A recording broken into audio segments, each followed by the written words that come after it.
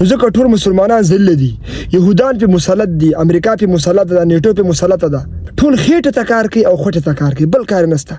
خالي خېټه او سټونه غټ کړي دي او د کدي امارت والا دي، کدا رقم تحریک والا دي، کال قاعده دي، ک خلافت والا دي، ک شوافی دي، ک دیوبندیان دي، ک سلفیان دي، ک وابیان دي، ک اياک نعبد و اياک نستعين. عزتمندو دا خبر ووري په خلاص غوګونو باندې او خپکیږي ما کار څو خپکیږي نو باید خپه نشي، ځکه دا د دین خبره ده، د اسلام خبره ده، د قرآن خبره ده. کنه سبا تاسو ګورئ په ټوله دنیا کې څومره مسلمانان دي، ټول مسلمانان ډېر زیات بې غیرته سوي دي. د الله دین یې پرېښی ده، جهاد یې پرېښی ده، استشهاد یې پرېښی ده، د الله دین د خدمت نه کوي. نو ځکه ټول مسلمانان ذل دي، یهودان پې مسلط دي، امریکا پې مسلط ده، نیټو پې مسلطه ده.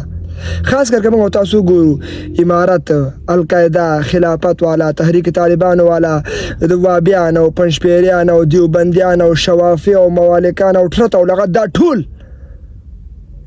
نن سبا دې ټولو نه اول نمبر کټاس خېټیان جوړ شوي دي. ټول خېټه ته کار کوي او خوټه ته کار کوي، بل کار نشته.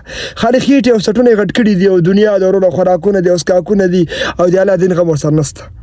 نو دا ټول څومره نومونه ما واخیستو، که خفه کېږي او خوشحاله کېږي.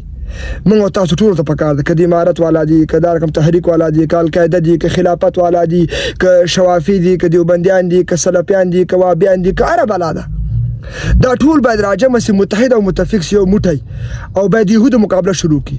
باید جهاد ته کار ووایي، استشهادي ته کار ووایي، نړیوال جهاد باید شروع کړي. په ټوله دنیا باندې باید د الله دین حاکم کړي دوی ټول او راولګي، خپل منځي اختلافات ختم کړي او بې غیرتي پرېږدي او د خېټې خدمت پرېږدي او د خوټې خدمت پرېږدي. دا څه بې غیرتي موږ تاسو شروع کړې ده. الله دې موږ تاسو توفیق راکړي چې موږ او تاسو رایو شو. قرآن کې الله فرمایي یا ایها النبي جاهد الکفار والمنافقین واغلظ علیهم. الله فرمایي پیغمبر جهاد وکړه د منافقانو او کافرانو سره. نو موږ تاسو ته پکار چې یهودو مقابله وکړو، د نصارا مقابله وکړو، د نیټو مقابله وکړو. که دا مقابله ونه کړو نو ټول څنګه ذلیل یو همدغسې به یو.